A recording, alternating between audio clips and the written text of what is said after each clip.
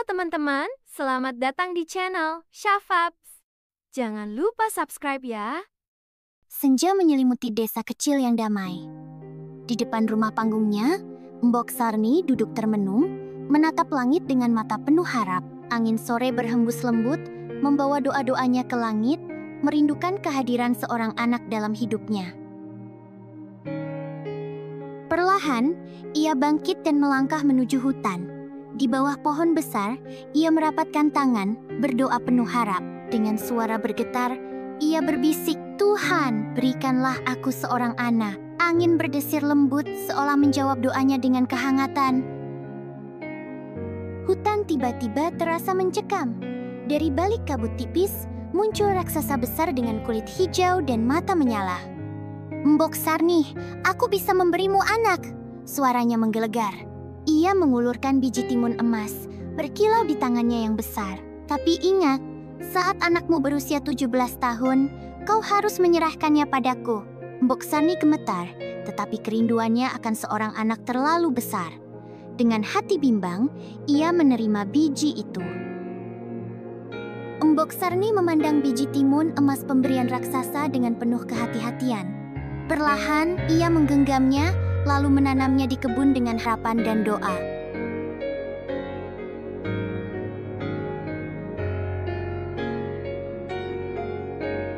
Di kebun kecilnya, Mbok Sarni merawat timun dengan kasih sayang. Suatu pagi, timun emas matang dan retak. Perlahan, muncul bayi perempuan cantik tersenyum. Air mata Mbok Sarni mengalir. "Anakku, akhirnya kau datang," bisiknya penuh bahagia. Waktu berlalu, Timun Mas tumbuh menjadi gadis ceria dengan kebaya kuning. Ia membantu ibunya di ladang, berlari di antara padi, dan tertawa bersama teman-temannya.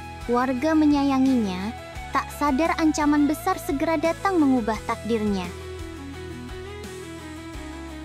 Malam itu, Mbok Sarni duduk gelisah di depan rumah, diterangi lampu minyak.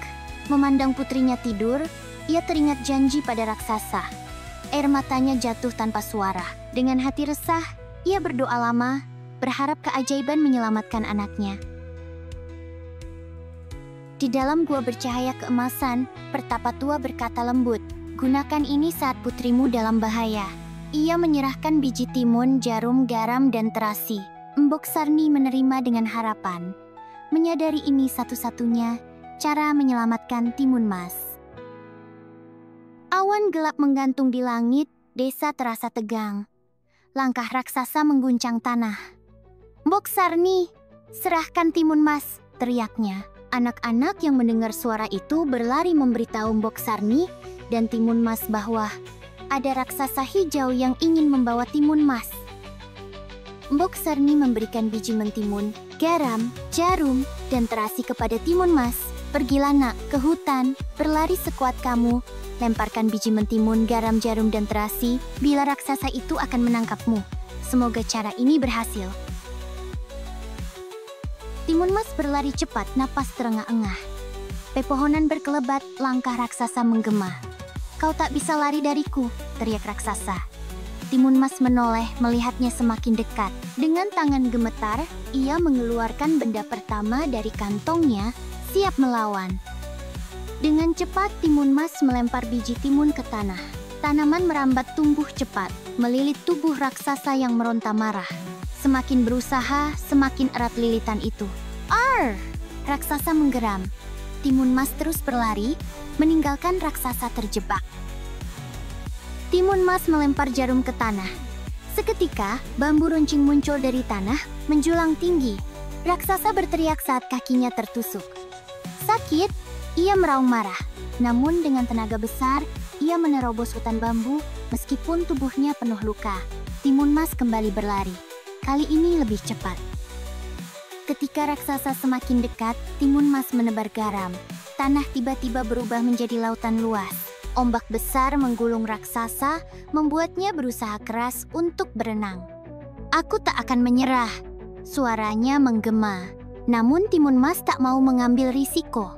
Ia mengambil benda terakhirnya. Timun Mas melempar terasi ke tanah. Seketika, lumpur mendidih muncul, menelan raksasa perlahan. Tidak, raksasa menjerit, berusaha meraih sesuatu untuk bertahan. Tapi usahanya sia-sia. Ia tenggelam sepenuhnya, meninggalkan keheningan di hutan. Timun Mas terengah, menyadari bahwa ia telah selamat. Timun Mas kembali, air mata mengalir deras. Aku selamat, bisiknya. Angin bertiup lembut membawa kedamaian kembali ke hutan.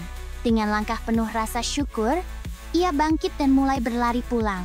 Matahari mulai terbit, menyinari jalannya menuju rumah. Di desa Mbok Sarni menatap jalan dengan cemas. Saat melihat Timun Mas berlari mendekat, ia menangis bahagia. Mereka berpelukan erat, tak ingin berpisah lagi. Terima kasih Tuhan, bisik Mbok Sarni. Desa kembali damai, bebas dari ancaman raksasa. Penduduk desa berkumpul, bersorak gembira. Mereka menari, memainkan gamelan, dan mengadakan pesta kecil. Timun Mas telah menyelamatkan kita, seru seorang warga. Suasana penuh sukacita, menghapus bayangan ketakutan yang dulu menghantui desa. Bertahun-tahun kemudian, Timun Mas tumbuh menjadi wanita bijak. Ia mengajarkan penduduk cara melindungi diri. Kita harus selalu siap menghadapi bahaya, katanya. Desa semakin makmur, tak lagi takut akan ancaman luar. Senja di desa begitu indah. Timun Mas dan Mbok Sarni duduk bersama, menikmati ketenangan. Kini, kita bisa hidup damai, kata Mbok Sarni. Timun Mas tersenyum, menatap langit jingga. Akhir yang bahagia bagi mereka berdua. Terima kasih telah menonton. Jangan lupa like, share, and subscribe channel Syafa. PS.